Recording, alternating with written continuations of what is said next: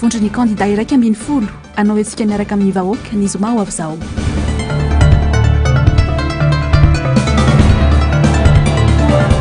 Na iziriziry tahako nina aza ny mpitondra tsy maintsy afara amin'ny fifampiresahana.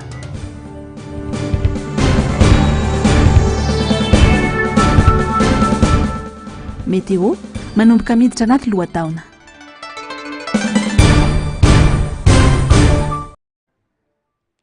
Saotranao hatrany manaraka sy tapaka ny fahitalavitry ny MBS tonga soa anatin'ny fampahalalam-baovao amin'ny takarivan'ny alatsinainy fa 5 ny volana septambra ny taona 2024 ity. Atolotra ny araba tomboky lahy sy tomboky vavy manasanao anaraka ny fotoanan'ny vaovao hatramin'ny farany.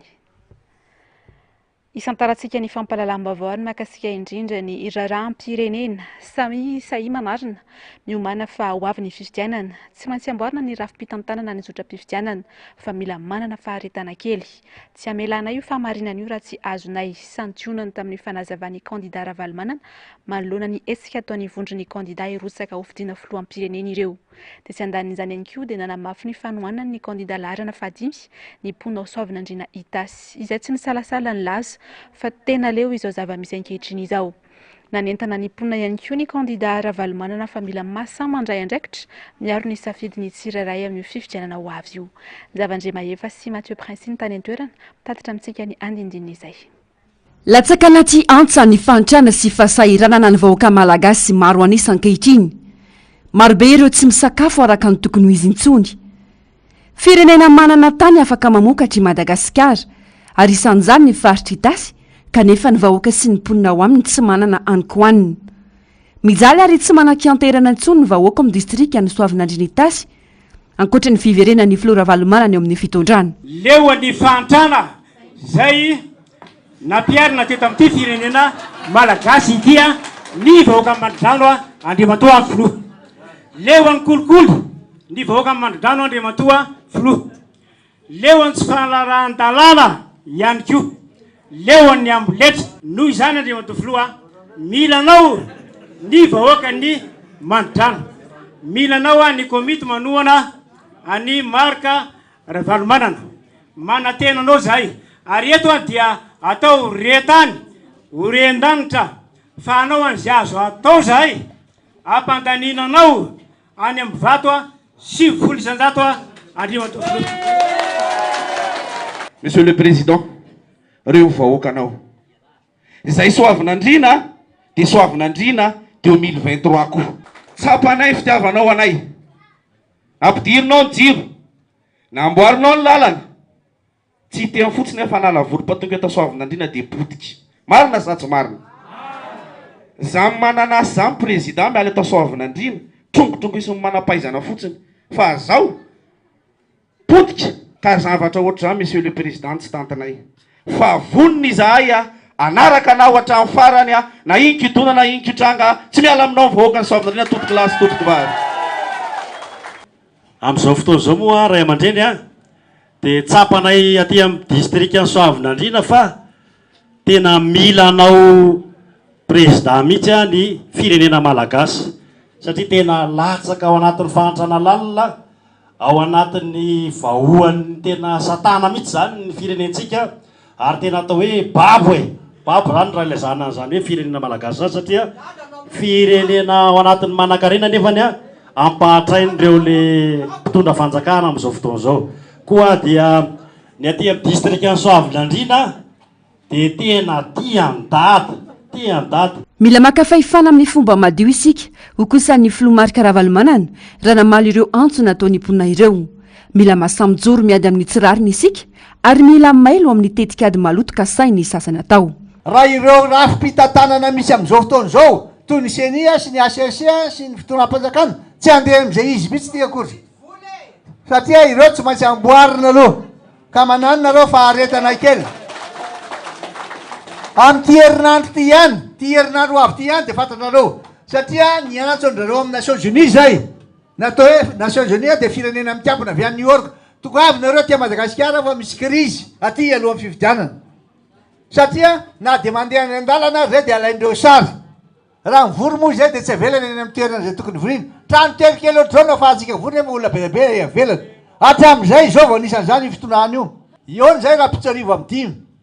eo na amina États-Unis zay alarobia taoko fantatrareo tsara mihitsy de rehefa aveo zay anapa-kevitra ino ary no ataotsika de omena hainareo tsy misy tompotrano minony zany eto Madagasikara atao malala miaraka ao daholo a izay 120 candidat iteny aminareo a zany fa fifidianana tsy mitovy amin'ny fifidianana rehetra ty oa fa mila miady mafy mihitsika tena mirenana ny firenentsika koa ino ary mazava-dehibe ty fifidianana ty hoe aminareo a voalohany inona fa tsy ho vitavita ho azy io fa tsy maintsy misy zavatra ifamalinina ao zay fomba famalina tsy fantako tsy anaiky lembenana amin'io mihitsy zahay isika tsy anaiky lembenana an'io noho izany a fandraisana andraikitra tsiraray aby tena jerevana mandraisinareo andraikitrynareo avy atya indrindra reo mpitariky ireo sahia raha mijoronareo manana finoana sy fanantenana fa tsy maintsy vitatsika io tadiova masina ny tanindrazantsika manandanja masina ny tanindrazantsika mbola tena raiky tapisaka ao an-tsainy vahoaka ny soavin'andriana itasy ny sovita ny filoha marika ravalomanana porofon'izany fahatongavana ireo vahoaka marobe tsy tambo isaina tonga nanatrika ity fotoana tao soavin'andriana ity tsy ominy efitrano nandraisany ka rakotra olona hatreny atokotany vahoaka miandrandra fanovana sy vonina noana sy iaradi amin'ny kandida larana fadimy ijanona ny amin'ny faritr'itasiny ihany isika atao anatiny ity toy ny vava-manaraka ity manoloana ny antsoantso sy ny olana zedra ny vahoaka ny soavin'andriana dia nanome toky sy namelo indray ny fanantenana tao anatin'izy ireo ny kandida marika ravalomanana vina matipaika sy azo tanterahina tsara no nampahafantary ny kandida larana fadimy ny vahoaka tao soavin'andriana Javandremahefa sy Mathieu Prince hatrany mila vahaolana maika ny firenena ary tsy maintsy arenina aingana ny fiainany vahoaka malagasy izay alatsaka anaty aizina ankehitriny hoy marika ravalomanana kandida larana fadimy ireo vina anatiny maplus no afana manatanteraka izany ka voalohany amin'izany asa maika tsy maintsy tanterahana ao anatin'ny fotoana fohy analefahany fangiry firena mahazo ny vahoaka malagasy ankehitriny ny faharoa kosa ny asa maritra ho fanohizana ireo asa maika sy fampandrosoana maritra eto amin'ny firenena eto mametraka afatra ho an'ny vahoaka mametraka afatra ho amin'ny vahoaka malagasy aho hoe zao ny afatra tsy maintsy amboarina aloha ny lalana fa manjaka ny ratsy raha vao ratsy ny lalana manjaka ny ratsy lafa ny vidinetana raha vao ratsy ny lalana satria ny vidinetana avy any amin'ny tantsaha miakatra ty amin'ireny vohatra tia soavin'andriana lasa miakatra kokoa de tsy afaka fampivezivezy ny olona raha vao ratsy ny lalana satria mimiena lafa ny frais miakatra be frais sy matomobilina ao anatin'ny telo volana tsy maintsy mihinan-kanina daholo ny programme ny dada ny vahoaka malagasy rehetra de manontany nareo ahoana ary voalohany eo iantso andrareo a anatsara ny masom-boly ah defa manao zay zao a ho atsaraina daholo ny masom-boly aloha zay ny tsy atratrarinareo le 12 taona ohatran'le taloha satria sahirana vahoaka de nohaniny to ty le maso na fangaro le izy a de lasa simba de tsy mahatratra le tanjony faharoa ahoana nanaovana azy nandeha tany Marivoay a de nahita n'le rano be any a de ho amboarina daholo ny tata-drano rehetra misy eto Madagasikara mba hanampiana azy sady fanomezana asa ny tantsaha amboarina rehefa mahita le hoe zay manana tatatra ry de tsy maintsy ho amboarina reny satria tsy maintsy ho amboarina ny tatatra fanomezana asa n'le tanora mba afaka miasa izy de manaraka ndray ina koa zavatra tsy maintsy atao de ny fanatsarana ny zezika amin'ny fanomezana azy zezika fanamorana ny fahazahoana zezika tsy maintsy atao zay amorana ny fahazahoan'ny tantsaha zezika de zay a zavatra anankiray fa ny tena maika koa de tsy maintsy arenina ny jirama satria mampiasa jiry daholo ny olona mampiasa rano ny olona de atao zay anamboarana an'ireny jirama simby reny a ao anatin'ny telo vola zay vita daholo hitanareo zany izy de zao nanaovantsika azy efa mihinan-kanina ny olona mimena ho azy ny olon-dratsy satria ke misy amin'ireny olona verytsika hoe ratsy reny ny zanany tsy mihinan-kanina vadiny tsy mihinan-kanina de lasa izy baka de voakilasy hoe olona ratsy reny fa rehefa mihinan-kanina ndraiky mbola manao izy afaka didy amin'ny fatanytsika mazava aminareo zay zay ny afatra de hoy aminareo hoe misy indray a le asa mitoy ny asa mitoy de le ady amin'ny kolikoly malala tsara nareo tamin'ny andro ny dada tsisy zany nanao kolikoly zany na iray ary tsy mbola nandray vola tamin'olona na iray ary na entreprise kely io na madinika io na le salatsara io na lehibe io satria tsy maintsy mipitarika aloha no modely efa nipalemana reo maramila manentsika alavo reo ataotsika azy anamboarana an'izy ireo hoe nareo a omena fitaovam-pidiana amena satria am'izao fotoa zao daly mana fitaovam-pidiana tsara aloha izy ho amboarina izy amena formation amboarina ny toetsaina iaro mivahoaka mazava aminareo am'izay zay ty Madagasikara kisany plany ty santonany any ireny fa mbola maro ny asa voarakitra ao anatin'ny vinama plus anavotana ny firenena ho zava-poana ihany anefa izany raha tsy mahay andraikindraikitra ny tsiraray amin'ny fifidianana ho avy io anisaovana indriny izay atrany ary dia hiarany tsindry azo lena sy fanararaotam-pahefana ny mpamaky vato any amin'ny karierany mora feno manamorona ny lalana miazo anisaovana indriny iny malohana izany indrindra dia nitondra ny fitarainany tamin'ny kandida marika ravalomanana izy ireo androany Javandre Mahefa sy Mathieu Prince kilometatra vitsy atsy hidirana ny soavina indrina no misy ity kareram-bato ity akarerany mora feno no iantsona azy fianakaviana maro izy ireo fa no miasa eto ary mivelona amin'ity asa famakina vato ity eto no fiainan'izy ireo isanandro nandritra ny taona maro izay amin'izao fotoana izao anefa misy mitady sopatra sy anaovan'ny olona antsotsay hay izy ireo aka nitondra ny fitarainany tamin'ny filomary karavalomanana de 3 taona teo sa 5 taona zany izay anaovan'ny olona fanararotana zany dia mba mitaray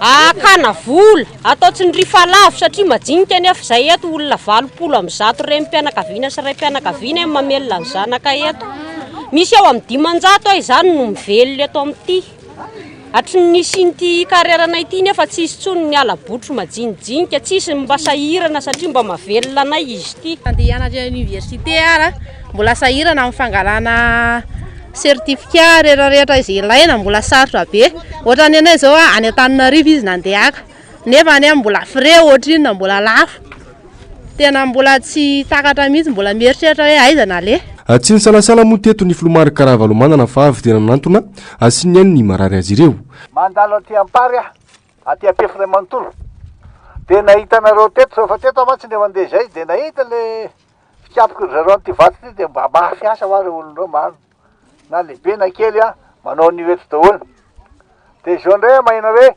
mafy mahazo anareo satria mbola ilana vaniny indray nareo angalana taxe nefa io dia asa tanana fa tsy asa machine antony tonga avako ty tena hijery zavatra ataonareo ty amin'ny fotony ty inona nataon'ny tantsaha fa raha mbola ny tantsaha azo lazaina tantsaha mantsy nareo ty raha mbola ny tantsaha no tsy mahavelona tena sy tsy mba manana tsy andro sy misy Madagasikara kory satria 20 isan-jaton'ny malagasy na 10 isan-jaton'ny malagasy tantsaha daholo dia reo sady mamelona ny amin'ny sakafo no manao ny tranony manao ny tony asa vato tony tsy zay nga ny tantsaha mila vato firy amin'ity fa le mpanana daholo manao an'ity dia ino nanaovan'ny fondation dia io nanaovan'ny gravion dia io nanaovan'ny béton zay fa hojerena rehefa za matahotra zay nandalovako aty tsy nisy tavela nanatao anjorom-bala tokoa mantsy ny sehatra rehetra tamin'ny fotoana nitondrany ny filomary karavalomanana amiaingy avy any fotony ny fampandrosoana ary ny gaso no mitrandraka sy mamokatra malalaka amin'ny taniny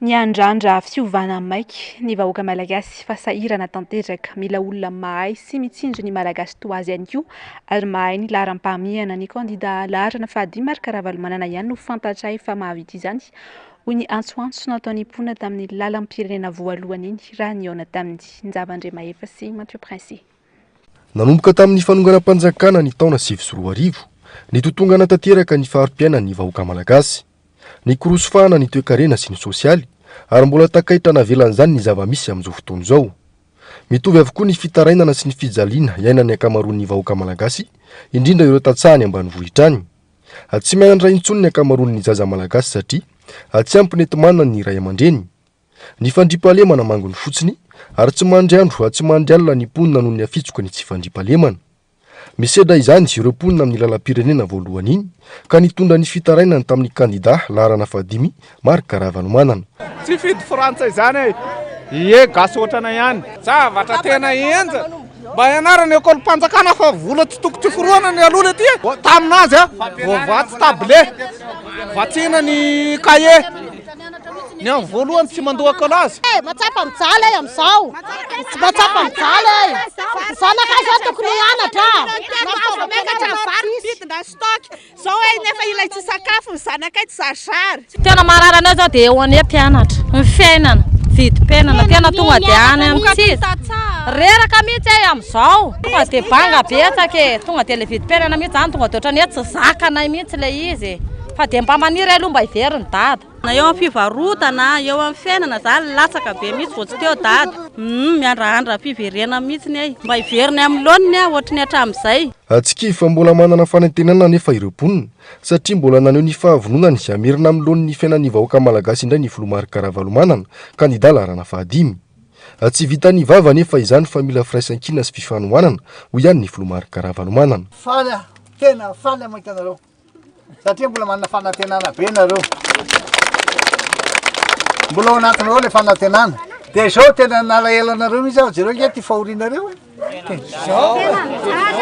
Nalahelo mihitsy tsy ohatra zao tamin'izany niala teto tamin'ny 2009 iny 2008 2009 dia tonga ty zao satria efa any amin'ny vahoaka ny fahefana efa tsy mitondra intsony le mpitondra teo aloha fa za anareo zany noho izany mila miomana tsara tsika ho an'ny fifidianana mazava aminareo mila miomana tsara. Lahara-pamehana ho an'ny Filomary Karavalomanana hatramin'izay ny fiahinany tantsaha ny fampianarana ny ankizy ary ny ady amin'ny tsy fandriam-pahalemana isan'ireo asa maika voafaritra ao anatin'ny vinany maha-plus izany. Firenena misandratra sy manana olom-pirenena vonona sy vanona no katsaina ka ho sangany ara-toe-karena sy fitaratra indray Madagasikara.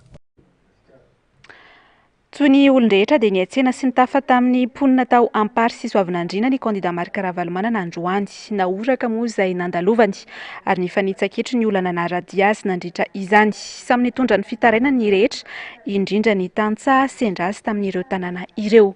Ho tanteritsika eo ihany makasika izay dian'ny kandida Mary Karavalomanana tany ampary soavinandriana izay rehefa vonany sary fa ho tohizantsika hatrany aloha ny fampahalalam-baovao. Ny mpitandrina Jean Olivier Rakotomalala mivady no hitantana ny sinodam-paritany Tsiroany Mandidy SP34 no tontosaina ara-pomba mpiangonana omaly tany Ankadinondry Sakay ny fandraisana azy. No mariana nandritra izay ihany koa ny 70 taona nampitandrina ny filohan'ny sinodam-paritany Tsiroany Mandidy. Anisan'ny nanatrika sy nameha voninahitra izany ny filoha lefitry ny FJKM teo aloha Mary Karavalomanana. Zavandre Mahefa, Mathieu Princy. Dia be namakivaky ny tanàna Ankadinondry Sakay no nanomboana ny fankalazana n'Andriamanitra noho ny 70 taona nampitandrina sy nandraisana ny président sinodaly vaovao teto amin'ny sinodam-paritany Tsiroany Mandidy SP34 omaly dia ny mpitandrina Jean Olivier Rakotomalala mivady fa ny mpompivavahana lehibe no nanamariana izany taorian'ny diabe. Mitory teny sy amin'ny firenena rehetra io no teny filamatra nentin'ny fiangonana ny fampizarana sy ny fampahirezana ary nitondran'ny mpitandrina Jaona Rakotony indrainy sekretera jeneraly FJKM afatra ho an'ny mpino kristiana nanatrika ity fotoana ity. Mihavana amin'Andriamanitra nerinareo zany riavana ny antso an'ny olona rehetra zany ny filazantsara toriana dia ny filazantsara ny fampihavanana ho an'ny olona rehetra ny fampihavanana ny olona amin'Andriamanitra fampihavanana amin'ny olona samy olona ary ny fampihavanana amin'ny olona koa aza amin'ny zavaboary izay noharian'Andriamanitra teo amin'ny fiainany. Zany fampihavanana zany dia milaza hoe fifamelana zany fampihavanana zany dia milaza hoe firaisan-kina ary zany fampihavanana zany dia milaza hoe fifandraisana. Zany ny filazantsara toriana amintsika riavana ary zany ny antom-pisirin'ny fiangonana mitory ny filazantsara amin'ny fampihavanana ho amin'ny fifamelan-keloko. Vaninandro amin'izao vanim-potoana izao raha manaraka tsika amin'ny fironana politika dia misy natsoina hoe ho andinareo ozy izy fiteny ray aman-dreny hoe zana-bazaha dia misy ny polarisation politique. Sarotra zao mampihavana olona tena sarotra ary tsy vitan'izany fa nao amin'ny fiarahamonina azy dia sarotra amin'ny fampihavanana ary tsy vitan'izany fa na fianakaviana zanakadada sy neny zoky zandry ny ray aman-dreny dia sarotra amin'ny fampihavanana. Filazantsara ireriany Jesosy Kristy le maty teo amin'ny hazo fijaliana zany ny fampihavanana zany ny famonjenantsika ary zany ny antso antsika ariavana. Afatra omeny filazantsara antsika eto riavana izao afatra feny fahasoavana afatra feny fitiavana afatra feny famelan-keloka sy fibebahana zany nanorahan Jesosy ny mpianany rehefa nitsangana tamin'ny maty izy. Mandehany ianareo mitondra filazantsara amin'ny olombelona rehetra lazao amin'ny fibebahana sy ny famelan-keloka ary zany ianao atotosa soamantsara teto akadinondry sakay araka izany ny fandraisana ara-pomba-piangonana any filoha synodale vaovao eto amin'ny synode apartantso roany mandidy. Ampino maro asolo tena mpanjakana ary olo manakaja maro ananome voninahitra izany. Isan'izany ny filoha Marc Karavalomanana, filoha lefitry ny FJKM teo aloha, izay nitondra ny teny fiarabana ho an'ny filohan'ny SP34 vaovao. Tena faly aho miara mivavaka aminareo eto amin'ity fotoana dehibe fankalazana fanaovanareo ny fivoriam-be faharoa isa-taona ity ka dia arabaina fa vita soamantsara zany fivoriam-be izay ataon'ny synode apartany fahaefatra-telopolo zany eto Bongolava. Faly aho, tena faly hoe aminareo miaraka aminareo eto. Tena mandalo krizy maro sosana isika nefa na izany ary tsika mbola afaka manambara sy manatanteraka ny fiarahamonina ihany dia ny fiarabantsika any Ray aman-dreny Rakotomalala Jean Olivier izay arabaina entinareo mivady efa nandalo fiainana karazany maro hony izy efa ela be ino fantatra tany Bongolava izy teto aloha izy tany Boina mahafantatra tsara ka dia mino aho fa dia tena afaka hitondra ny Bongolava ho mpianatra Kristy koa izy ireo. Akoatra ny fankalazana ny 70 taona nampitandrina sy nandraisana ny filoha synodale vaovao, dia tamin'ity fotoana ity ihany koa ny fivoriam-be faharoa afanao isan-taona ho an'ny synode apartany itsoroany mandidy. Zava-dehibe ho an'ny mpino kristianina teto amin'ny synode apartany araka izany ity fanompo-pivavahana tamin'ny aomaly ity satria fety telo sosona no nankalazaina teto. Eo amin'ny pejiny politika kosa indray ary dia anao esika tsy amin'ny palais des sports Mahamasina ny zoma ho avy izao ny vondry ny kandida ho filoham-pirenena miisa 12 fizaram-baovao no sady fifanatrehana mivantana amin'ny mpomba azy ireo no tena antony ity esika ity. Tonga nanatitra taratasy fangatana fahazoan-dalana tesy amin'ny prefektura ny tanàna n'Antananarivo ny solon-tena ny vondry ny kandida ny ariva teo. Asinandria Malala sy Andry Rakotomalala. Fionana amin'ny vahoaka eto Antananarivo voalohany ataony vondry ny kandida ho filoham-pirenena misy 12 ny zoma ho avy izao etsy amin'ny palais des sports Mahamasina. Voapetraka teo anivo ny prefektura n'Antananarivo androany ny taratasy fangatahana fahazoan-dalana izay nosoiny avy ny solon-tena ny vondry ny kandida ho filoham-pirenena misy 12. Nandalo teto amin'ny prefecture de police n'Antananarivo zay androany nametraka fangatahana amory andreo mpiaradia aminay amin'ny zoma ho avy zao ao amin'ny palais des sports ny Mahamasina. Rehefa avy nijery tany amin'ny palais des sports ny programme amin'ny palais des sports moa zay dia malalaka izy io. Izay no natonga anazy nanaovanay azy amin'ny zoma zao satria betsaka ny fanontanian'ireo mpiaradia hoe inona marina ny vorina sy feonana rehetrarehetra keny dia rariny sitsiny raha ohatra ka anao tatitra amin'izy ireo dia ny kandida rehetrarehetra zay niona tamin'ireo ankolafy rehetrarehetra sy mpiara-miambonantoka fikarakarana ty fifidianana ity. Izay no antodianay teto androany ary manomboka androany dia efa natsahatra ihany koa aloha ny fanaovanay pré-campagne mba ahafahana mifantoka amin'ny fitadiavam-baolana amin'izao fanomanana ny fifidianana eto amintsika izao. Toerana efa fanaovana etsika politika no sady fananam-bahoaka tantanin'ny fanjakana ny ao anatin'ny palais des sports Mahamasina ka izay no antony nangatahan'izy ireo ity toerana ity. Tsy misy antony manokana satria io zao ny tranom-panjakana malalaka dia mpanao politika rehetrarehetra tao daholo ny namory olona dia zay. Ny zoma ho avy izao manomboka amin'ny 7 ora maraina hatramin'ny 12 ora no anaovana ity etsika ity. Notsipi ny vondry ny kandida ihany koa moa ao anaty taratasy fangatahana nataon'izy ireo fa noho ny fitandrinoan'ny filaminana no safidianana ity toerana amin'ny fefy ity. Pejiny politika izay hatrany dia tsy maintsy lefitra ny mpitondra fanjakana ka iroso amin'ny fifampiresahana hoy ny mpanao politika ramasy. Notsipiny mazava ihany koa fa maika izao ny fikatsahana fitoniana amin'izao raharaham-pirenena mangotraka izao.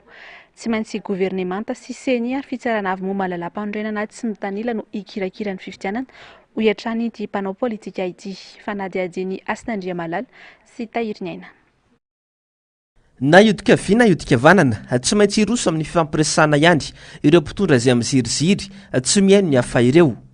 Amin'izao zava-misy mivaivay eto Madagasikara izao lalatokana no tsy maintsy izorana dia ny fifampiresahana. Dia tsy maintsy tonga any amin'ny fifampiresahana ihany le izy. Tsy maintsy tonga amin'izay satria ny tsy mifanatona hatramin'izay ary ny mifanatona sy mifampiresaka ary efa ela nytenenana an'izy io hoe mila mifampiresaka tsika. Endrasana ho potika ve ny firenena vao ifampiresaka. De mbola misy ihany mbola miziriziry amin'izao fotoana izao hoe tsy maintsy atao ny fifidianana, atao amboletra ny fifidianana, hiteraka inona ny zavatra mitranga, raha antsika mahita zany ny zava-misy amin'izao fotoana izao. De mbola tsy misy matsapa tena ihany ve mila miresaka. Fifidianana inona no atao amin'izao? De mino ve sika fa ao anatin'ny filaminana ny firenena amin'ny taona 2024. Seny HCC gouvernemanta tsy mitanila no takina ikirakira ny fifidianana. Tsy tokony aharitrela ny fanatanterahana ny fifidianana raha toka iroso amin'ny gouvernemanta marimaritra iraisana andrehetra. Maika raha teo ny fikatsana fitoniana raha ny fanazavana. Ny maika aloha zao dia nisy ny fitoniana. Zay ny maika aloha. Nisy ny fitoniana tsy maintsy mandeha aloha ny fampiresahana. Rehefa vita zay fampiresahana zay dia aleo izy no amoaka azy. Dia tsy ny fifidianana tsy tokony atao elabe. Izay mazava ngamba zay resaka hoe tsy tokony atao elabe ka sahala amin'ny tany amin'ny 2010 tany ho any hoe dia ritina 5 taona tsy zany fa mba samy mieritreritsika fa tsopiteny eto firenena ity dia mba amambolambolana eo ny ohatreretintsika amin'izay raha zay ny heverintsika fa mahasoa ny firenena. Miankina amin'izay ho fihetsiky ny mpitondra fanjakana amin'ireo kandida sy ireo vahoaka mpiaradia aminy izay aneho ny heviny ny zoma ho avy izao no hamatitra ny hafanany toedrarà eto amin'ny firenena. Ny vaovao mahakasika ny raharaham-pifidianana sy ny raharaha politika izay atrany dia maro ny lesoka hita amin'ny karaha-pifidianana zaraina ny anivon'ny fokotany amin'izao fotoana izao. Raha ho an'ny fokotany Ambohimangidy, komina Ampitantafika manokana izao, izay nanaovan'ny mpanao gazetina fanadihadiana dia misy ny anarana diso ao anatin'ny karaha-pifidianana. Tsy diso tsipelina akory fa tena amin'ny anaran'ny olon-kafa mihitsy ilay karatra kanefa marina ny laharana karaha-mpanondro. Tranga hita tao amin'ity fokotany ity ihany koa ny hoe voasoratra anaty listim-pifidianana kanefa tsy mahazo karaha-pifidianana. Asin'Andriamalala, Tahirinena. Marobe ireo lesoka hita ao anatin'ny karaha-pifidianana izay manomboka zaraina eny anivon'ny fokotany amin'izao fotoana izao. Ho an'ny fokotany Ambohimangidy, komina Ampitantafika, distrika Natsimdrano, be ireo anarana diso, tsy diso fanoratra akory fa tena niova mihitsy ilay anaran'olona. Ny olana aloha betsaka, misy tsisy loatrano le karatra ty. Izy tsisy loatrano dia sarotra be ho anay le izy tsy haiko hoe dia fahadosoana avaty atavaty ve sa avy any amin'ny seny namono an'le loatrano tsy ho hita ao anatin'le izy. Dia ny anarana koa betsaka ny anarana diso. Dia manjary lasa mifandiso le izy hoe tsy anah io miteny an'izany ny olona. Tsy anah ty fa tsy anarako eo. Nefa rehefa jerena ny numéro karatra ao mitovy amin'ny azy. Jerena ny loatrano mitovy amin'ny azy. Fa ny anarana misy diso hoe raha ohatra lanto ny anarana dia lasa hoe lasa zavatra hafa ny anarana eo rehefa avy eo. Tsy diso fanoratra fa niova ilay anarana, tranga izay tsy mbola hay izay tena antony. Miankina amin'izay fiofanana azondreo mpikambana ao anatin'ny birao-pifidianana kosa no toyny hoy ny fanazavana. Le izy zany tsy hoe diso frapy. Tsy diso frapy fa tena diso mihitsy. Tsy haiko hoe eo anatin'le izy mifrapy amin'ny ordinatera ve dia ny arindray mivoadika fa tokony eto no adika nefa tsy mivoadika. Mety ohatran'izay ny fandehan'le izy. Amin'izay olana izay zao zany tsy mampisy olana amina fahafahan'le olona mifidy. Miankina raha ny fahalalako an'izay miankina amin'le formation ataon'le birao mpifidianana io. Satria tsy maintsy manana formation dia ny any ampanao formation manome azy an'izay. Tokony hametraka an'izay fanontaniana izay zany le membre amin'ny bureau de vote. Anisan'ny tranga hita ao anatin'ny fokotany Ambohimangidy Ampitantafika ihany koa ny hoe voasoratra anarana ao anatin'ny listim-pifidianana kanefa tsy nahazo karaha-pifidianana. Fa ny tena olana zany olona misy soratra ao anaty listim-pifidianana fa tsy voasoratra anaty karatra, tsy manana karaha-pifidianana. Dia ho aminay nefa indreny tsy dia olana firy satria ny olona afaka mifidy ihany rehefa misoratra anaty lista fa mitondra karaha-mpanondro. Ny tranga tahaka izao dia manamafy sy mampiorona ny tsy fahatokisany olom-pirenena ny seny. Tsy fantatra mazava natetika angalabato na inona no antony izao fahadisoana goavana izao. Nanantona mba nangataka fanazavana tamin'ny teo anivon'ny seny moa izay androany, saingy tsy misy eto an-toerana ireo tompon'andraikitra eo anivon'ity vao miera ity. Ny vaovao mahakasika ny fifidianana izay hatrany dia mitaky fifidianana ny ankamaroany olom-pirenena nanaovan'ny mpanao gazetana Fanadihadiana androany. Fifidianana ihany no hialana amin'izao fahantrana lalina tsy mbola nisy tao anatin'ny 80 taona izao. Na dia mitaky fifidianana aza nefa izy ireo dia mitaky ihany koa ary milaza ihany koa fa tsy matoky ny firafitry ny CENI sy ny fitsarana avy momba ny lalam-pandrenana. Asinandria Malala sy Tahiriny Anatrany. Fifidianana ihany no lalatokana ahafahana miala amin'izao fanitrana mampahory ny vahoaka izao. Fahefan'ny vahoaka no iverina aminy amin'ny 9 Novambra ka io ny fomba demokratika azahoany mametraka ny olona iray tiany sy atokisany hitondra Madagasikara atao anatin'ny 5 taona ho avy. Atahorana ahodikodiny sasany tahaka ny efa nataony tamin'ny 2014 nefa ity safidim-bahoaka ity ary tsapan'ny olom-pirenena izany. Rehetrarehetra zany tokony atao normal dia tsy mahatonga dia automatique izy.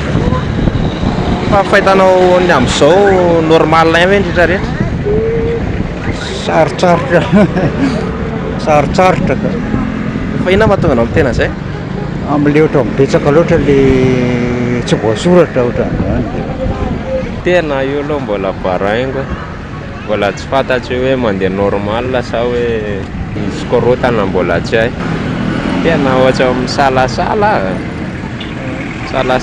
amin'ny resaka misalasala. Fa ina mahatonga misalasala? Ka le izy tsy hay hoe mandeha normal sa hoe va le ao ihany manao an'le hoe tiany tsy maintsy voafidy eo na ohatra izany. Fidy mihitsy moa rehefa misy amin'ny fifidianana dia tsy maintsy mifidy fifidianana izay hampandrosan'ny firenena zao no tadiavina. Tsy mampandrosa raha moa atao inona va izay mampandrosa ny firenena. Anisan'ny taky an'ilay fifidianana madio sy mangarahara mihitsy tsika. Manjaka eto amintsika efa nanomboka tamin'ny taona 2014 ny jadona sy ny didiny Besandry. Ny vola sy ny raha matahora ary ny herim-pamoretana no arangarangan'ireo mihevitena ho tompo-pahefana rehefa mitaky ny tsirariny sy ny zony ny olom-pirenena. Fotoana tokony amingorana tanteraka izany fahalovana izany ity 2024 ity ka tokony hitsangana ny malagasy tsy ankanavaka hiady amin'izao zava-doza sy mitondra enatra ho an'ny firenena manerana an'izao tontolo izao ity. Manameloka tanteraka ny fampiororona tao amin'ny kandida filoham-pirenena mivondrona ao anatin'ny collectif des candidats ny tanora tiako Madagasikara ao Maheva-Tanàna raha ny fanambarana nataon'izy ireo maly miombo-po ary miombo-kevitra amin'ny fitakiana ny fampiaran-dalàna eto amin'ny tany sy ny firenena. Ando Miaratiana sy Manora Ndrimalala. Mahatsapa ny tanora tiako Madagasikara ao Maheva-Tanàna fa misy ny fandikan-dalana miopampana eto amin'ny tany sy ny firenena ataony mpitondra fanjakana sy ireo rafitra mpikarakara ny fifidianana toy ny CENI sy ny fitsarana avo momba ny lalam-panorenana na ny HCC. Miombo-po ary miombo-kevitra amin'ireo collectif des candidats araka izany izy ireo amin'ny fitakinany mariny sy ny fampiaran-dalàna eto amin'ny firenena hisoroana ny krizy ateraky ny fifidianana. Manohana ireo hevitra nataon'ireo kandida misy 110 mahakasika ny raharaham-pirenena. Manameloka ny fandikan-dalàna miverimberina izay ataon'ny ACC sy ny mpitondra ankehitriny. Manameloka ny fandraisana fanapahan-kevitra nataon'ny ACC amin'ny fanendrena ny governemanta ifandrombonana. Manameloka ny fanekena an'ny Andriamatoa Andry Rajoelina ho kandida filoham-pirenena izay fantatra fa mizaka ny zoam-pirenena frantsay izay voararan'ny lalàna velona. Manameloka ny fampiasana ny fahefana mpanjakana eo ampelantanan'ireo olom-boafidy sy olom-boatendry miara-dia amin'ny fitondrana.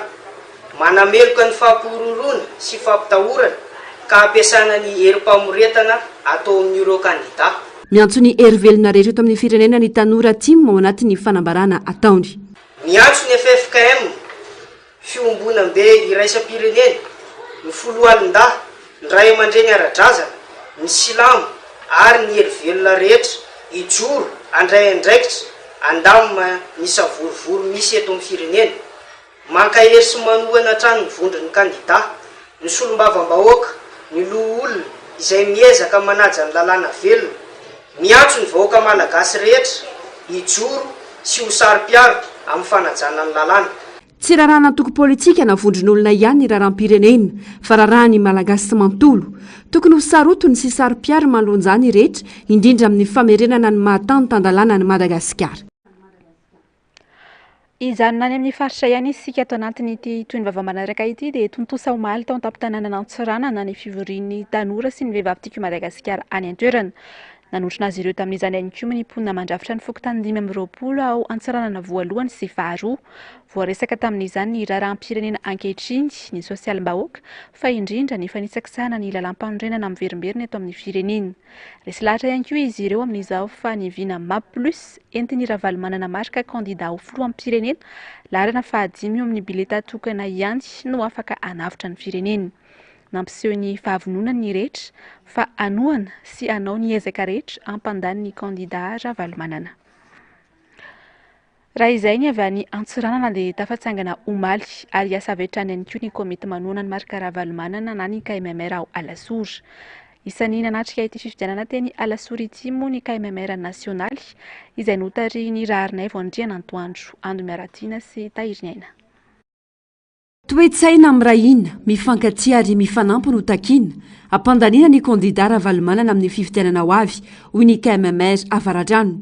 Iaraha malala ary tsy takona fenina fa tena nampandroso any Madagasikara izany ravalomanana izany teo anelanelana ny 2024 hatramin'ny taona 2024. Io traikefananana io no mbola mampandresy lahatra ny vahoaka Alasory aminy ka mahatonga azy ireo ho tonga maro tahaka izao anomanana ny marika ravalomanana na dia tsy ao anatiny antokotia maza ho an'ny mpitarika voafidy roa lahy dia hiasa avy hatrany izy ireo. Ndratra tena mainka aloha zany zao dia ny satria tonga dia asa izy ity satria efa akaiky dia akaika ny fifidianana. Ny zavatra mainka aloha zany zao dia ny fampivondronana nreto birao izay ho lany izay ho fidiana zao. Aorin'izay zay mandrafitra ny paikady rehetrarehetra entina isarenan'ny olona eto Alasory hiditra ao anatin'ny KMMR sy hampandany ny kandidatsika. Tsy iza zany fandrimatoa marika ravalomanana. Tsy mora ny asa miandry ary anamafiorina ny fitiavan'ny vahoaka Alasory ny filoha ravalomanana no tena imasona manomboka eto. Tonga zao ny fitaom-pifidianana dia araka ny tenin'ny coordinateur namako eto hoe atao izay atafiditra amin'ireo olona mba hiditra ao anatin'ny KMMR. Tena zava-dehibe tokoa zany satria ity asa ity tsy vitan'ny olon-tokana na roa indrindra miatrika amin'izao fifidianana izao fa dia manentana antsika zany ho an'izay mbola ireo misalasala enina ary izay dia tsy mifidy olona hoe antoko izao na izao fa izy ity dia karazana araka ny filazana teo fa plateforme dia manentana antsika tsiraray zany mba ho tonga maro indrindrindrindra eto amin'ny commune Alasory mba hanampy anay fa tsy vitanay reto zavatra. Iray amin'ireo antoko politika ao anatin'ny rafitra KMMR ny TIM. Tahaka ity teto Alasory ity dia ny fandaminana amin'ny ankabeny sy nandrindra ny fifidianana ny nataony KOMTIM. Samy manana ny antra ho azy ny TIM sy ny KMMR 5 tanjona iray dia ny ampandany ny kandida marika ravalomanana. Koa satria efa vonona ary ny sary dia iverenantsika ny dian'ny kandida marika ravalomanana tany amin'ny faritra Itasy tao amin'ny distrika ny Soavinandriana iny. Isan'ny nandalovany tamin'ity androany ity ny tao Ampary tao amin'ny tsenana Ampary Soavinandriana raha ny marimarina kokoa. Tateriny Nzavandrema efa sy Mathieu Prince amintsika hatrany. Commune iray eo amin'ny distrika ny Soavinandriana Itasy ny eto Ampary. Atatsany ankamaroan'ny mponina eto. Mivelona amin'ny varotra sy ny vokatry ny tany. Amitovy avokoa ny olana sedrain'izy ireo dia ny fahalafosan'ny vidin-jezika sy ny akora ampiasaina enti mamokatra. Amidy amin'ny vidiny mora nefa ny vokatra avy eo ka tsy malozo tsara ny vidiny. Fa le zezika tena problema fa rano misy ihany fa le zezika mihitsy amin'ny lafo be. Dia manjary fa misy zezika zany. Arakaraka le vidim-piainana mihitsy zany.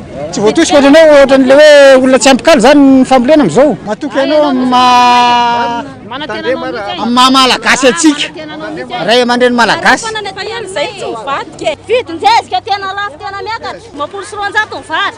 Zao izy tia fa 400. Ny akamaroan'olona rehefa tsy mihinana maraina. Hafa ihany ianao dada. Vola hafa ihany ianao e. Vidin-jezika efa manome 9,000. 500 dimy dia 9,000. Vidina laisoa nefa 500 ny ray. Menaka dada menaka 500 sy roa nefa 107,000 9,000. Lavarinina 5,000 be zao nefa taloha 500 Ikika sy antsoantso ihany koa no nandraisan'ny vahoaka ny kandida larana fahadimy hamarika ravalomanana raha vao nigado natao ho Soavinandriana. Anidina ny fiara ny tena nisy anitafa tamin'ireo vahoaka marobe nitsena azy. Ny antsena toy ny mahazatra ihany koa.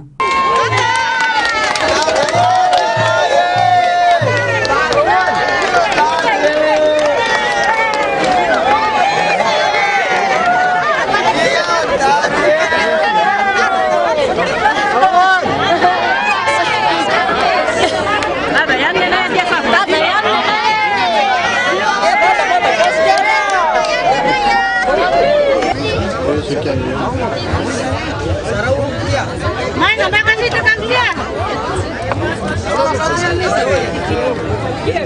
Dubko! Saladada!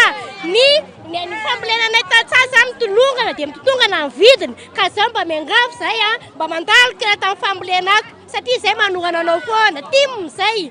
Atomefy olona trany izy izay nalehan'ny filomary Karavalomanana tamin'ity androany ity. Falina hitazy indray ny ponina ary vilim-panantenana fa mbola mijoro ilay olona tokana na vitana mpiakatra ny fari-piainan'ny vahoaka malagasy sy nisa tokantrano tamin'izany fotoan'izany. Iverenantsika amin'izay ny raharaha politika tompo-tsafidy ny rehetra amin'ny fanavotana ny firenena mila mandray andraikitra ny tsirairay ho fanavotana ny Madagasikara. Fanapahan-kevitry ny tsirairay raha teo no andrasana hanova ny pejin'ny tantara amin'ny pirenena. Andro Miaratina sy Andry Rakoto Malala. Fanjikan-dalàna miverimberina, fampiasana ireo andrim-panjakana isan-karazany hitadiavana tombotsoa manokana. Ireo no paikady tany fitondrana hitazomana seza. Manamarina izany fanekeny fitsarana avy momba ny lalam-panorenana ny filatsahany kandida vazaha. Tsy misy afa-tsy ny fividianana nefa no ahafahana manarina ny firenena. Tomponantoka ary tsy hafa-miala amin'ny mety ho fikorontanana fipoahana raha politika isy ny fitondrana raha miziriziry ilalao amin'izao tokotany maloto izao. Ka tsy hoe anao fomba fisainana botolo ho isika na tonga de hoe botsy mivily de iny de makany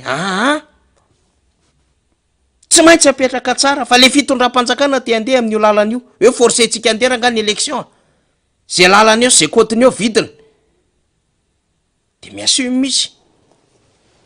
mizy responsable nareo am'izay zavatra mitranga eo ateraky lay fanapahan-kevitra nanolana lalàna, fanapahan-kevitra nandika lalàna, fanapahan-kevitra andetrezana akana fahefana satria efa eo an-tanandrareo le fahefana zay am'izao fotoana zao anticonstitutionnel ny violé an'lay nanao violation nylay constitution maromarina kokoa fa mbola te hiverina akan'le fahefana izy ireo de ampiasainy ny androm-panjakana ampiasainy le fahefana politika amin'ny maha hoe manao ny intérim an'le fitondram-panjakana zany. Fanapahan-kevitry ny tsirairay no andrasana anova ny pejin'ny tantara amin'ny pirenena. Tolona ampy moyen misy am'izao saingy marisarisa ny fijoroana iaro an'ity tanindrazany ity izany ny antony mahatonga anay mandefa n'izao hiro zay mba hanaitra ny ao anatintsika ny amin'ny hoe na iaziritsika na isubura na tsika handray fanapahan-kevitra na tsika hisafidy hiaritra na iazira na isubura ka raha misafiditsika ny hiaritra de toizany lalanao todilamosina ny raharam-pirenena azarara inona ny zava-misy avy aloha anao ny ataony zay te anao ny ataony fa raha hisafidy ianao handray andraikitra miaraka aminay ianao zany veloma eo anatinao ny fitiavan-tanindrazana iainao anatinao isan'andro san'andro mahasarobidy saripady an'ity Madagasikara ity fa tsy par accident ho atsika no tonga teto Madagasikara fa planin'Andriamanitra noho izany arovo Madagasikara arovo ny vahoaka malagasy arovo ny fiandrianam-pirenenao. Fifidianana madio sy mangarara no katsaina mba amaritoerana izay mpitondra olana eo. Ivadika amin'ny pejiny sosialy kosa isika manomboka eto voasokajy ho isan'ny firenena mantra indrindra maneran-tany Madagasikara araka ny tatitra navoaka ny banky iraisam pirenena itombo hatrany amin'ny 15,500 ny fidangany vidim-piainana amin'ny taona 2024 ity raha ny tombatombana miatraika mivantana amin'ny sosialim-bahoaka izay fidangany vidim-piainana izay tsy afaka misy sakafo na mihinam-bary intelo isan'andro intsony ny ankamaroany tokantrano malagasy amin'izao noho ny tsy fampiny vola eo am-pelatanana. Onja lalaina Ranaivomanana Manora Andriamalala. Anisana tonga ny fidangana vidim-pianana fitotongana lanja ny sandam-bola ariary. Ny ankamaroany entana fampiasa amin'ny andavanandro amidy eto amintsika rahateo saika farany avy any ivelany avokoa. Efa tafakatra 770 ariary amin'izao ny euro ray ary 570 ny dolara amerikana. Tsy misy tsy mikakaiky amin'izay fidangana vidim-pianana izay ny ankamaroany olo-pirenena saingy tsy afa-manoatra na dia kivy sy leo azy. Sary lasa fiainan'olona andavanandro ilay fitenenana hoe efa io no misy ka tsy maintsy hatrehana. tato anatin'ny 5 taona ny tena niamafy izay fidanganany vidim-pianana izay raha ny fanehoan-kevitry ny olom-pirenena hatrany. Amin'ny tsena tsy mandeha nge dia tsy hita izay fitonjarana anazy fa rehefa mba misakafo kely fotsiny ny ankizy dia fa zay. Matetika ary maty antoka foana fa ny tompony tsy dia misy. Hambolondolony anay ny hariva miantoky ny apitso tontolo. Amin'ny hariva zay mihinam-bary moa ny maraina resaka kafe fotsiny dia fa zay. Dia tsy mamparava vola izy amin'ny kafe fotsiny izany? Ie marary fa tsy maintsy miaritra ihany ianao e. Nga hita tsony amin'ny fiainana vidim-bary efa lafo be. Tena lony ihany ianao fa saingy hoe tsy entina mahaky fa tsy maintsy entina mitsaka fa zakan'ny daholo be fa tsy hainao rery mizaka an'ilay izy fa mitovy daholo ny rehetra. Efa fitadiavana ilay izy dia hatrehana foana na sarotra namora. Nefa noho le lanjam-bola moa dia miamaivana ny karama miasarotra ny fiainana. Satria ny entana lafo nefa tombaritra ilaina aminazy kely. Lanjan'ilay izy nefa tena miakely dia tsy hitako izay zavatra vitany. Le fitadiavana aloha zany amin'ny ankapobeny hatreto tena hita hoe sahirana zany ny ray mpianakaviana na ny renim-pianakaviana mitady vola. Satria le lanjam-bola antsika malagasy efa lasa midina dia ohatra zao hoe ohatranazy zao presque eo amin'ny 125 000 par jour no tsy maintsy tadaviko nefany tsy azoko zay indraindray ary 75 60 000 50 000 ny etiko mody dia zay kely zany tsy maintsy ampiasaina arak'izay tokony mihitsy satria vary ary zao fa kineny aminay zao fa 5 000 ka io na leo anao na tsy leo anao dia eo aloha no misy dia tsy maintsy ainana foana zany le izy ka na leo ary anao zany dia ho aizy dia aninona. Tsy azo ekena ihany koa raha olona tsy mizaka ny zom-pirenena malagasy akory mbola hitondra indray a Madagasikara. Ho azo antoka fa ny tombontsoa ny firenena ataony laharam-pahamehana amin'ny maha-tsy mahagazy azy. Tsaratsara zany ny tena hoe tsy hoe tsaratsara fa ny tena izy zany kolontsaintsika malagasy dia tsika gasy ihany hoe gasy ny filoham-pirenenanao satria ohatran'ireny zao tamin'ireny fotoanan'ny andro fahampanjaka ireny dia ianao ve nieritreritra hoe vazaha mpanjaka fa tsy maintsy gasy ny mpanjaka dia ao anatin'izay zavatra izany tsy maintsy gasy ihany koa zany ny filoham-pirenena. Ny tena mety amiko moa zany teratany eto amintsika ny tena mety raha amiko manokana. Taorian'ny fanonganam-panjakana tamin'ny taona 2010 ny tena nampahantra ny malagasy ary mbola miaina izay fahantrana izay malagasy amin'izao fotoan'izao. Kandida anisan'ny manana viana anafahana ny malagasy ao anatin'izay fahantrana izay ny kandida laharana 5 Marc Ravalomanana ao anatin'ny viana ampapandroana maha-plus entiny. Araka voalazan'ny vondrony banque mondiale banque iraisam-pirenena banque mondiale io dia hatramin'ny fanonganam-panjakana tamin'ny taona 2010 dia niaina tao anatin'ny crise politique Madagasikara ka nahatonga azy io lasa anisan'ny firenena mahantra indrindra eran-tany ary mahery 2.7 isan-jato-mponina no miaina latsaka ny 2 isan-jato vitany aho. Raha nitatitra navoaka ny banky iraisam-pirenena amin'ny volana Martsa 2024 lasa teo dia anisan'ireo olonosy mahantra indrindra maneran-tany Madagasikara. Nahatratra any amin'ny 20 isan-jato angana ny vidim-pianana teto amintsika amin'ny volana Jona lasa teo kanefa no vinavinaina ho 5 isan-jato izay fitangana ny vidim-pianana izay ho anty taona 2024 ity. Toy ny ankamaroan'ny faritra maro eto Madagasikara dia anisan'ny tena matsy ary sahirana ihany koa ny mpona ao Antanambe Amparafaravola indrindra ny mivelona amin'ny alalan'ny taxi bisikileta. Miandrandra vahaolana izy ireo amin'ny fifidianana filoha amin'ny pirenena. Ny Riandrianarivony MDS Ambatondrazaka. Efa miatraika amin'ny ady volany ny isam-batandolona ankehitriny ny fahantrana. Anisan'ireo mahatsiaro sahirana amin'ny asa fiariny ireo mivelona amin'ny taxi bisikileta atao anatin'ny commune Antanambe. Zara raha mahazo vary raika-poka ao anatin'ny iray andro kanefa vao mangeran-dratsy dia efa miala ny tokantrano ary tsy miverina raha tsy efa maisin'andro. Mila olona afaka manome asa azy arak'izany reto tanora mivelona amin'ny taxi bisikileta aty anivon'ny commune Antanambe ireto satria ny fitondrana ankehitriny dia tsy mba nitondra vahaolana eo amin'izay asa fivelomana ireto tanora aty Antanambe ireto. Tena mafy mihitsy le fiainana amin'izao raha fahitako azy. Efa elaela eo zany nanao an'ity taxi koa tena tsisy ninina mihitsy raha resaka fidiram-bola.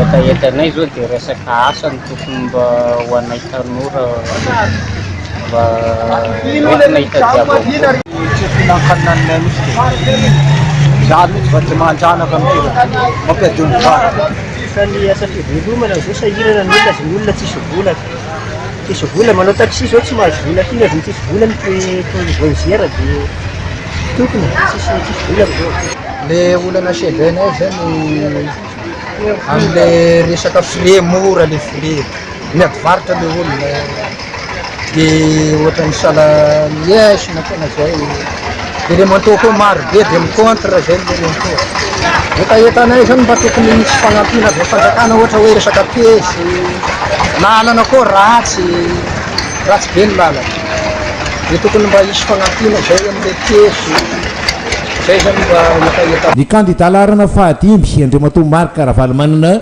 no andrandrain'izy ireo fa hitondra ny vahaolana satria izy irery any no efa manana ny traikefa eo amin'izay fijerena ny sosialy ny vahoaka izay. Ny vaovaon'ny fitaterana dia misedra olana amin'ny tsy fahampy ny fiara-pitatitra mitondra mpandeha miazo iny lalam-pirenena fahafito iny eny mitombo fiantsonana ny fahasanin-karana amin'izao. Antony amin'izay tsy fahampin'izay moa ny fahatarany fanaovany avy eo anivo ny faritany soiny ny karatra volomparasy, karatra izay tsy maintsy ananana ahafahana mitatitra olona amin'ny lalam-pirenena. Manao antsoavo amin'ny fanamorana ny fanaovana ny taratasy rehetra ilaina araka izany ny tompona andraikitra eny amin'ity tombo fiantsonana ity. Onjalalaina Ranaivomanana sy Manora Andriamalala. Pandemia saronjato tokony azo antolo iarany tafahitsika tao amin'ny tombo fiantsonana fahasanin-karana omaly arivo noho ny tsy fisian'ny fiara fitanterana ny asa tao amin'ity tombo fiantsonana ity omaly. Nanamafy izay tsy fampin'ny fiara afaka miasa izay ny tompona andraikitra avy eo amin'ny tombo fiantsonana Androany. Ny fahatarany fanaovan-tsony ny karta violette eny anivon'ny faritany no mahatonga ny fiara tsy afaka miasa ka miteraka izay tsy fampin'ny fiara fitanterana eny amin'ny tombo fahasanin-karana izay. Raha vao tsy manana ilay karatra volomparasy voasony dia tsy afaka mitondra olona miazo any lalam-pirenena avy hatrany. Ny fanamorana ny fanaovana ity antota taratasy ity ihany no ahafahana misoroka ny tranga toy izao ny fanamafisan'ny tompona andraikitra avy eo anivon'ny tombo fiantsonana fahasanin-karana. Tsy maharaka mihitsy ny tomobilina dia ny tomobilina tsy maharaka misy nefa mite handeha feo amin'izay antota taratasy ohatra fotsiny hoe carte violette tsy misy validation ny faritany tsisy kasen'ny faritany zany dia tsy afaka mandeha ilay tomobilina. Eo koa ny ataontsika hoe manamboatra anatin'ny fanamboarana tomobilina zany zao dia zay ny antony hoe tsy mampaharaka ny fiara akoatrany hoe ny olona ny akabiazan'ny olona mandeha miala eto amin'ny tombo-piantsonana mahazo ny faritra zany. Ny olana zany matetika dia eo amin'io carte violette io ny olana satria raha vao tsy misy ny validation ny faritany zany carte violette tsy afaka mandeha. Fiara tsy maintsy vita visite teknika sy manana taratasy ara-dalàna ihany no afaka mitondra mpandeha mivoaka ny tombo fiantsonana. Amin'ny akabeny, fiara valo isan'andro eo no ahitana tsy fahatombanana ara-taratasy eny amin'ity tombo fiantsonana iray ity. Taxi borosy miisa roa no indray notafiny andian-dalo miisa enina ny rongo-basy sy fitaovam-piadiana omaly maraina tokony ho tamin'ny Enora Tanoanty tao Bebao anelanelany Ambaravaranala sy Iorombato. Any amin'ny lalam-pirenena voalohany RNM-bis mampitoe ny tsiroany mandidy sy mainty rano. Taxi borosy izay avy any tsiroany mandidy azo any mainty rano anatin'ny kooperativa Fifitsy sy Kof mandidy. Ireto voatafika ireto nisy ny naratra vokatry ny fitifirana nataony dahalo, nisy mihitsy aza ny voan'ny bala. Lasa avokoa ny vola mitentina valo hetsy sy 3 tapitrisa ariary. Akoatra izay, finday miisa valany koa ny lasany dahalo miampy ny sakosy misy lamba maro. Tsy nisy kosa nefa ny ainana fohy ary efa manaraka fitsaboana avokoa ny naratra. Ny pejy fampianarana kosa indray ary tapabola anaty aorian'ny fidiran'ny mpianatra dia mbola maro ny ray aman-dreny no tsy nahavoaloa ny sara-pisoratana anarana eny anivon'ny sekoly tsy miankina amin'ny fanjakana. Antony mahatonga izany dia ny tsy fampiny ara-bola iainana amin'izao. Ny fifampiresahana amin'ny tompona andraikitry ny sekoly sy ny ray aman-dreny ihany no ahitana ny marimaritra iraisana eo amin'ny rotonta. Onjalalaina Ranaivomanana, Manora Andriamalala. Ny enany isan'ny mpianatra miverina any an-tsekoly ho an'ny sekoly tsy miankina iray eny Ambohimanarana. Nahatratratra any amin'ny 17 isanjato izay tany fialanandaharana izay tamin'ity taom-pianarana 13 4 ho an'ity sekoly ity. Ny tsy fahafahana mandoa ny saram-pianarana no anisan'ny mahatonga ny ray aman-dreny ny manala ny zanany eny amin'ireny sekoly tsy miankina ireny. Misy ny ray aman-dreny sasany aza ny tsy mbola nahaloa ny saram-pianarana tapabolana teo aoriana ny fidiran'ny mpianatra. Dia misy ihany no tonga teto aminay moa zay moa afaka hoe afaka ifampiresahana foana moa zany ny resaka ohatran'ity hoe fanabeazana ity resaka fampianarana satria asa fanasoavana izy io dia misy ihany akoatran'ireo misy ny fampararaha hoe miandry kely aloha ny droit d'inscription mihitsy ny ary fa tsy Nicolas hoe ny droit d'inscription sy ny frais généraux mba maka andro izy zany fa hoe ampidirina aloha ny zaza dia manenjika koa izy amin'ny fourniture satria ny fourniture koa amin'izao miakatra miakatra ny vidin'ny fourniture amin'izao fotoana izao. Misy ato zao tena hoe tena fampararaha mihitsy tsy andeha collage mihitsy mandritra ny taona dia ny ekena aloha zany ohatra hoe misy olona miteny dia ny ekena jerenay ny situation ny fiainany ihany ny fiarahamonina eny dia izay dia ampidirina izy fa ny droit no tsy maintsy alohany fa ny collage tsy mandoa izy. Teo ny fitaovana ary efa nataona iny minimum mihitsy hoe tiano atao efa natao efa ny étudiena zany dia ampy reto fa mbola tsy takatsy ny ray aman-dreny ihany ny fividianana ny fitaovana dia eo ny sahirakirana zareo amin'ny fandaovana ny frais généraux. Olana mbola sedraindray aman-dreny amin'izao ihany koa ny fahalafosan'ny fitaovam-pianarana. Mbola tsy feno zato isan-jato avokoa ny ankamaroany fitaovam-pianatra ho an'ny mpianatra ao amin'ity sekoly ity raha ny fanazavana hatrany. Eo amin'izay lafim-baovao izay hatrany ary dia isan'ny sekoly niorina ela indrindra teto Madagasikara ny lycée Jules Ferrier ny Faravohitra izay ankalaza ny faha-100 taona nitondrany ity anarana ity. Tany amin'ny taona 8,790 no nitsanganany ary mbola mijoro mandraka ankehitriny. Isika maro no entina ankalazana ny jobily faha-100 taona anisan'izany ny fanimpom-pivavahana izay ho tanteraina ny 3 septambra ho avy izao. Onjalalaina Ranaivomanana sy Manoran-Dremalala no mitatitra amintsika ny andindinin'izay. Sarobidy noho ny volamena ny fahaizana sy fahendrena. Une teny filamatra entina ankalazana ny faha-100 taona nitondrana ny anaran'ny lycée Jules Ferry Faravohitra. Efa tamin'ny andro ny fanjanahantany no nitsanganany ity lycée ity ary tafiditra ao anatin'ireo sekoly efa tranany indrindra eto Madagasikara ny lycée Jules Ferry Faravohitra. Ny fitondrana mpanjanahantany zany no nanorina n'izy ity roa tany amin'ny taona 790 1908 tany zany nanomboka le izy dia niovaova be ny anarany taty amin'ny taona 770 izy dia navadika hoe lycée Faravohitra aloha no ny antony samihafa.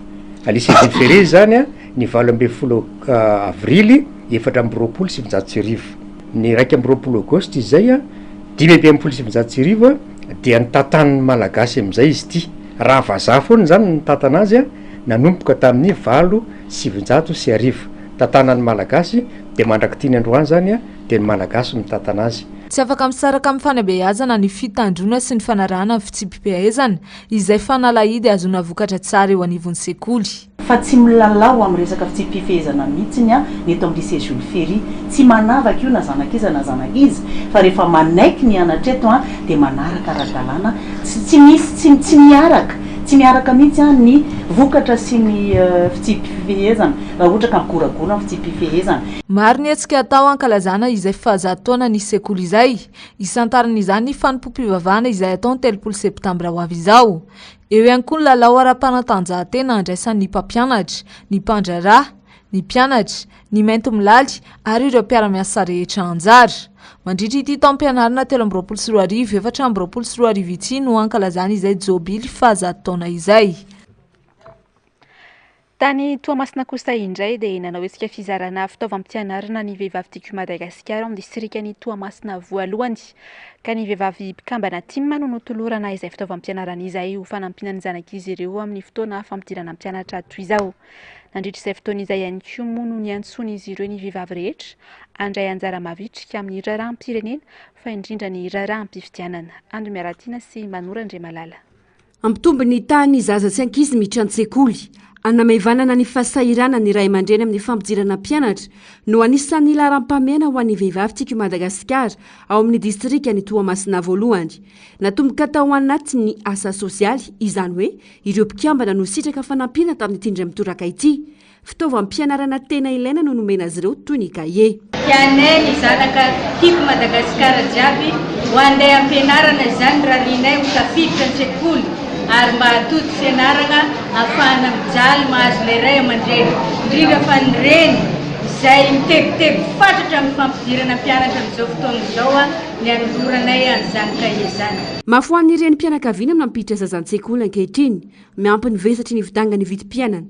Mahatsiaro afa-pasahirana natanteraka izy ireo manoloana izao asa sosialy izao ka velom-pisaorana ireo rehetra natotosa izany. Engany mba itombegna ny lany ho an'izay rehetra ny karakara ny fagnampy tamin'ny leviany gn'androany zao ka sy maresaka zay fa dia ny isaorana zany dia misaotra besaky dia isaorana koa asika viavy nagnety ny fandaminana tagnatiny sy be izy io fa kelikely fa na dia zany aza zava-dehibe io amin'izao fiainana sarotra. Nandritra ity fotoana ity ihany koa no nanararotany ireo vehivavy tima iantsona ny ireny mpianakaviana rehetra andray anjara amin'ny raharam-pirenena indrindra ny fifidianana tsy tokony ho diso anjara amin'izany ny vehivavy. Antsika viavy ny tegna maregny marary amin'izao fitondrana izao koa eto dia magnentana antsika diavy tonga hifidy na avy ny oran'andro na mafana ny andro dia agnentana antsika ny tonga hifidy ary matoky antsika rehetra fa tsy ho diso safidy amin'izay fotoana izay. Tsy janona hatreo ny hetsika sosialy ataon'ny vehivavy tsika Madagasikara fa itoy ho fanampina ny mpikambana sy ny mpiarabelona.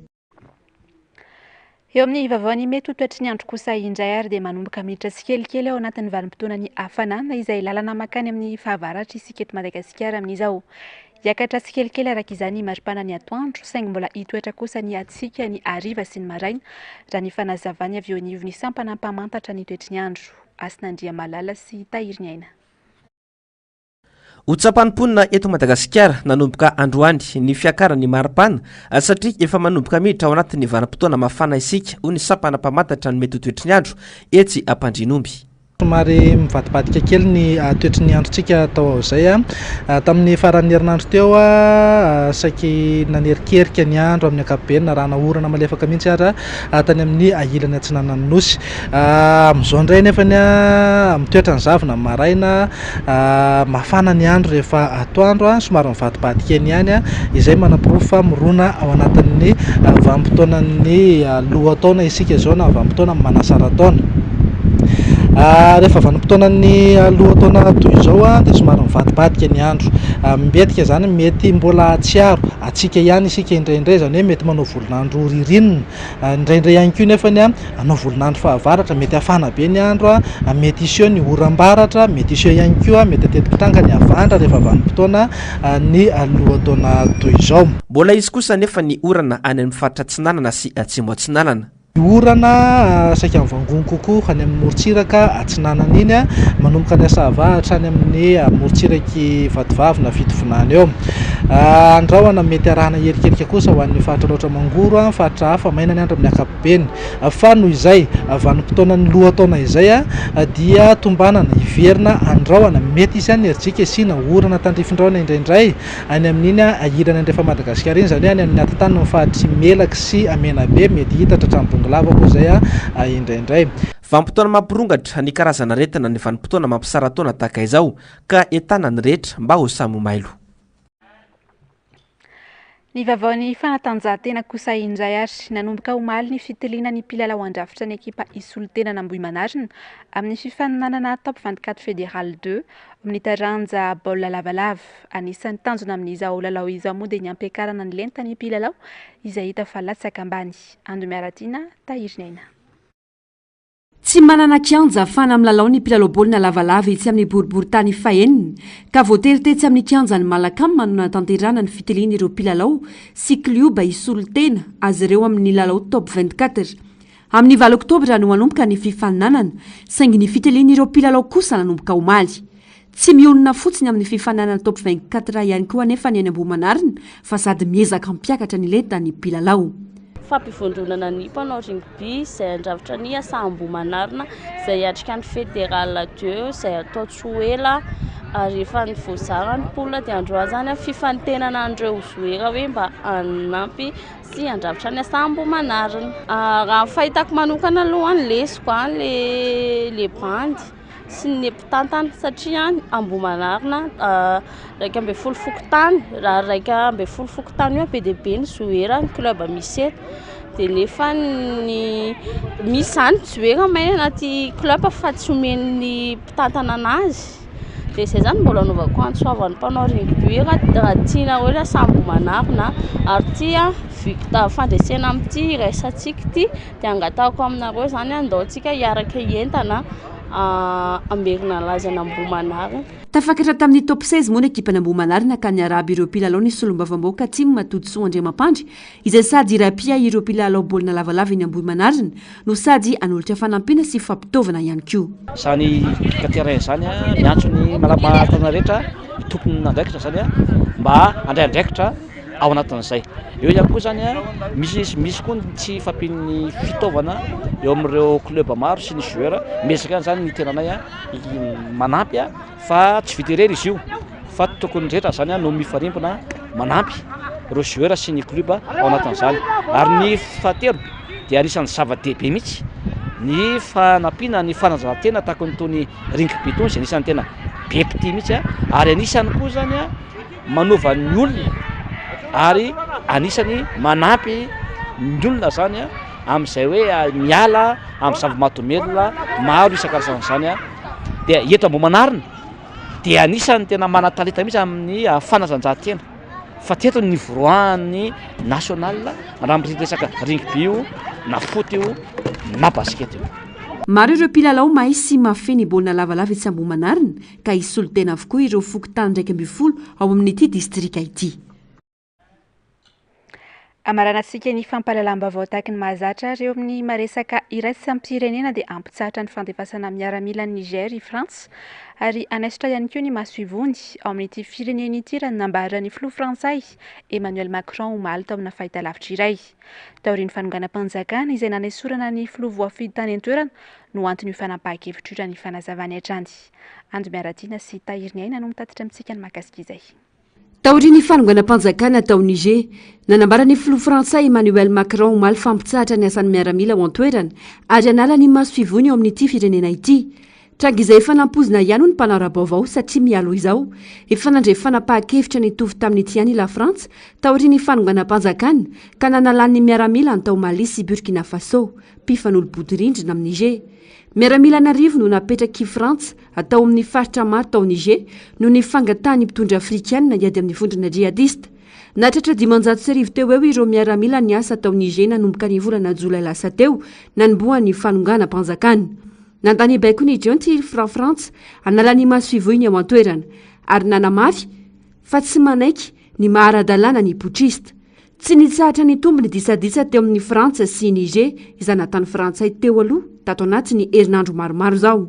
No mafisy ny filoha frantsay tao anatin'ny fahitalavitra iray omaly fa nisy ny fionana teo aminy sy ny filoha Niger Mohamed Bazoum izay naongana ka nilazany fa nanapa-kevitra ny amerina ny masoivoy ny Frantsa iverina ody avokoa ireo masoivoy sy diplomaty ao anatin'ny oravitsy.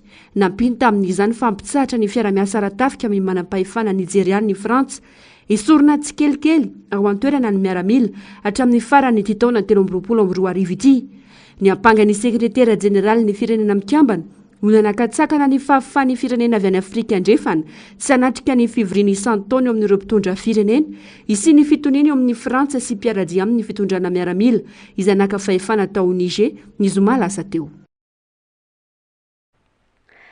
Dia izay vavaony maresaka iraisam-pirenena izay ankoa ary no manakatona ny pejy ny fampahalalam-baovao tamin'ity androany ity ankasitrahako feno ianao nanaraka izany hatramin'ny farany hoaratsika rehefa avy eo tahaka ny mahazatra ary ny fandaharana ahoana marina ny fandaharana Global News aorin'izay kosa no anarahantsika ny fandaharana adinika ny horonan-tsary hoarahintsika amin'ity androany ity kosa indray dia mitondra ny lohateny hoe Bad Behind Bars ny tena kosa mametraka ny veloma mandrapitafa ho amin'ny rahampitso indray tompoko.